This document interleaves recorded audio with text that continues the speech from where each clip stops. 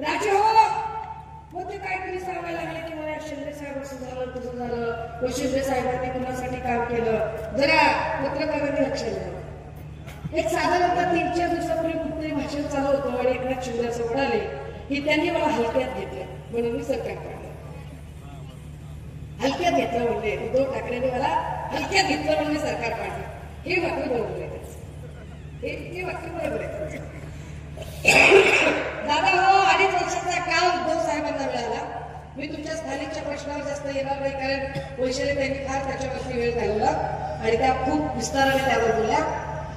साधारणतः 2.5 वर्षाचा कार्यकाल उद्धव साहेबांना मिळाला. फेक नरेटिव्ह सारखा गोंडस शब्द जे देवेंद्र फडणवीस वापरतात त्या देवेंद्र फडणवीसांनी खरं तर फेक नरेटिव्हचं महानिर्मिती केंद्र हे स्वतः देवेंद्र फडणवीस आहेत, ज्यांनी अनेक नरेटिव्ह इथं सेट करण्याचा प्रयत्न केला. त्या देवेंद्र फडणवीसांनी इथे एक त्यांच्या लावारिस पेट रोमन्स आणि भक्तुल्यांनी 25 पैशाच्या हिशोबाने जे मेसेज करतात त्यांनी एक गोष्ट सांगायला सुरुवात केली की मुख्यमंत्री पदाच्या काळात उद्धव साहेब घराच्या बाहेरच पडले होते.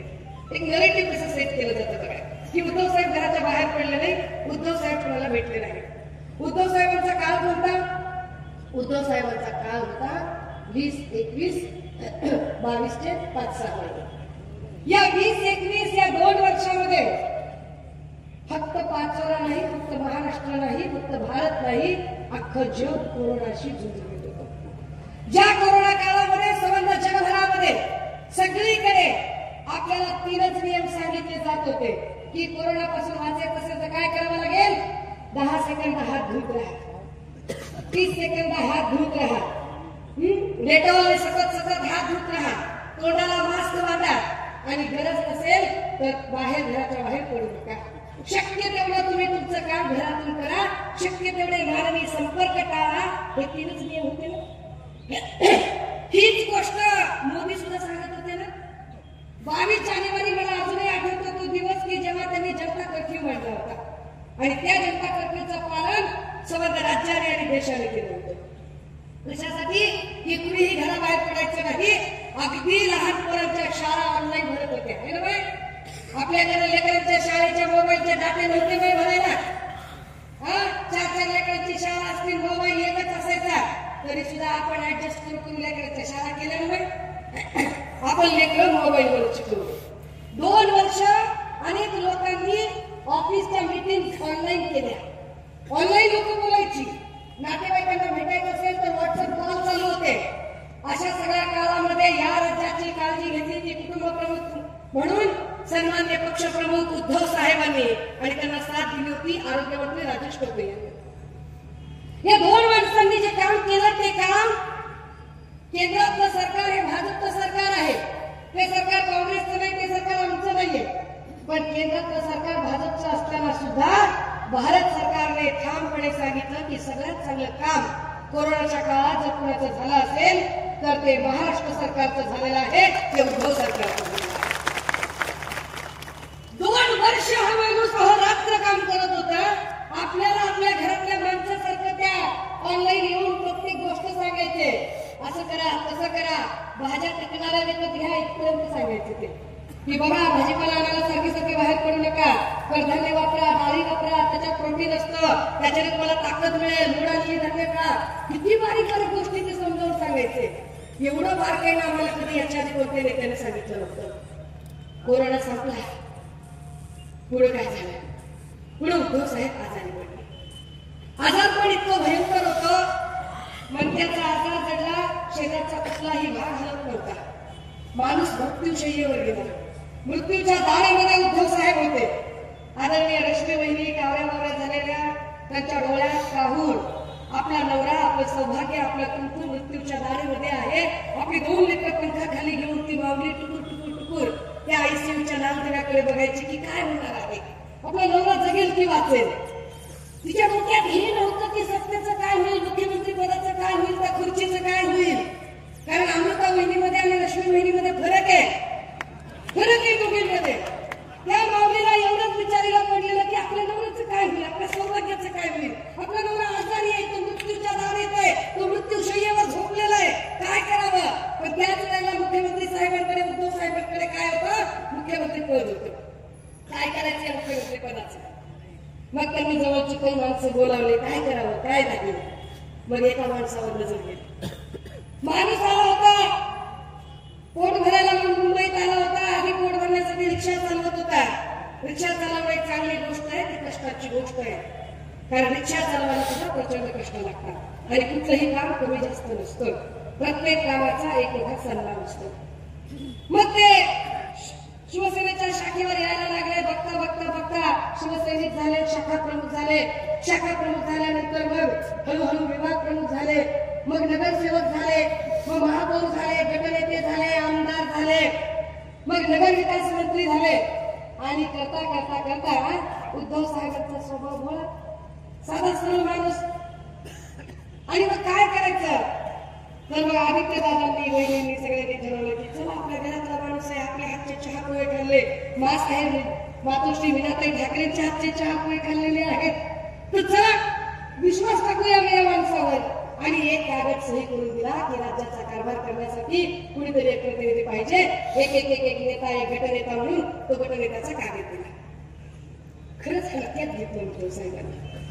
उद्धव साहेबांना त्याची काय म्हणजे हेच कळतं की असं काही पुढे होऊ शकतंय. तो कागद दिला. साहेब आजारी आहेत, ते मृत्यूशी झुंज देत आहेत आणि त्यांच्या आजारपणाचा गैरफायदा घेऊन देवेंद्र फडणवीसांनी फूस लावली आणि एकनाथ शिंदेंना ज्यांनी आम्ही हलक्यात घेतलं होतं त्या एकनाथ शिंदेंनी गद्दारी केली. समोरासमोर भिडला असतात, लढला असतात तर निश्चितपणे तुम्हाला सूक्ष्म अंधारेचा आडनाव अंधारे असलं तरी सूक्ष्म अंधारे तुम्हाला दिवसा उजेड दाखवायला तयार. नाही हिंमत असेल ना तुमची तर रडण्याची नाटकं करू नका, इमोशनल ड्रामे करू नका. बायका पुढे करून इमोशनल ड्रामे आणि रडणं बंद करा. एका मंचावर या, समोरासमोर डान्स टाका आणि तुम्ही सांगायचं आणि मीही सांगायचं की तुम्ही काय काम केलं राज्यासाठी, काय काम केलं तुम्ही वाचवण्यासाठी, काय नेतेवालींची सुरक्षा केली. अरे बदलापूरच्या त्या प्रकरणानंतर पुढे 17 घटना घडल्या. 17 ठिकाणी कुठं 9 वर्षाचं लेकरू, कुठं 5 वर्षाचं लेकरू, कुठं 4 वर्षाचं लेकरू बलात्कार शब्द वापरू वाटत नाही या लेकरांच्यासाठी. त्या परभणी जिल्ह्यात पाथरी तालुक्यातल्या सोनपेठमध्ये 3 वर्षाचं बाळ बालवाडीत शिकणार. 3 वर्षाचं बाळ सांगते माऊ माऊ, ते शिक्षक जे आहेत ना ते सर आहेत ना माऊ, शाळेच्या मागे माऊ कर्दळी आहे माऊ, त्या कर्दळीची पानं तोडून आणली आणि त्यांनी खाली अंतरली आणि त्याच्यावर माऊ लाज वाटत नाही तुम्हाला. आणि यांच्यात काय बोलावं या लोकांबद्दल. यांच्या शोपीस बाहुल्याचा बसलेल्या महिला आयोगामध्ये शोपीस बाहुल्या म्हणून काम करणाऱ्या, सोयीस्कर वादाच्या धनी असणाऱ्या यांच्या महिला कार्यकर्त्या या प्रश्नांवर काही बोलत नाही, चकार शब्द काढत नाही, नुसतं टुकू टुकू टुकू टुकू टुकू टुकू. अशाला प्रश्न सुटत नाही. उगाच अंगावर झपाटून पांघरलेली महागडी साडी नेसून स्वदेशी आंबाड्यात नगरच्या प्लास्टिक फुलांचा गजरा घालून केसात एक लटचं बक्कल खुरकून आणि टांझानियाची टिकली माथ्यावर लावून मोठ्यावर नायजेरियाची लिपस्टिक चिकटवून ब्राझीलच्या अंगणावर उंच उंच चपला पायात घालून महिला मुक्तीवर बोलतात. महिलेच्या प्रश्नावर इकडे या कापसाच्या रानात पळाट्यामध्ये कापूस वेचा कंबर कशी भरून येते ती बघा. या जरा सोयाबीनच्या रानात आणि बघा सोयाबीन काढणीचं काय होतंय ते, आणि मग कशी स्किन राहते आणि मग कसं कळतंय ते कष्ट करणं काय असतंय ते. हे आम्हाला शांत सांगता. महाराष्ट्र सगळा रस्ता तळाला नेला, सगळे उद्योग तुम्ही कंगाल भूकंगाल करून टाकलं महाराष्ट्राला. इथे सगळे गुन्हेगारी आणि दहशत वाजवून टाकले. नुसती जाहिरात, टीव्ही लावली की जाहिरात, टीव्ही लावली की एक बाई येते छोटासा मोबाईल दाखवते, लाडक्या बहिणीला 1500 रुपये साडी घ्यायला दिली, माझा भाऊ मुख्यमंत्री. जाहिरात जरूर ह्याच्या आधी तिला लुगडच नव्हतं. काय धंदा, काय बोललं. अरे किती मानसटपणा कराल, किती मानसटपणा कराल, किती जाहिराती कराल. वारंवार सांगते माया हो ऍडव्हर्टाइजमेंटची असते माय. आपण एवढे टीव्ही लावतो माय, आपण मोबाईल. ज्ञानेश्वर माऊलीचं दर्शन घ्यायला लागले. काय झालं त्या वारीमध्ये? 4 पडद्याची माणसं वारीमध्ये दर्शन घ्यायला ठरवून टाकलं लागेल शिंदेने. आदिवासी आहे, पारधी आहे तर चोर